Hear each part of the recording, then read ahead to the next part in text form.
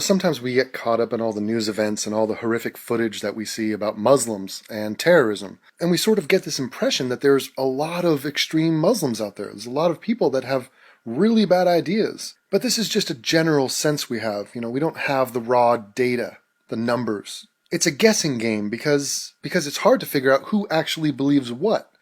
I mean, if we can agree with Muslims on some certain basic things, like, for example, we're all against ISIS. So ISIS, guys, that's extreme. We condemn that. That's bad. Once we can agree on that, that's a starting point, and we can work from there. So Al Jazeera did a little voting poll on their website. Now, this vote is ongoing, and you can go and vote on it yourself. The link is in the description. So I go to the Al Jazeera site, and it's in some sort of language that is gobbledygook. I think it's a practical joke. They don't even speak American, these savages, but they've written these squiggles down. And down here, we have the vote. Now the question is, do you support ISIS? Flat out, do you support, I think it's specifically, do you support the military victories of ISIS in Syria and Iraq? Let me translate this page, just so you can see what's going on.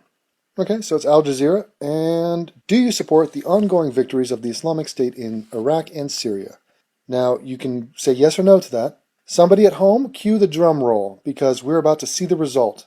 And when you see the result, you will instantly feel better about the world, because you will know that, look, the viewing public of Al Jazeera, which is mostly Muslim, they hate ISIS.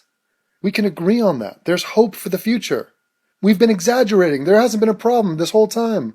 We've been racist and gross this entire time. Ben Affleck was right. Let's view the results.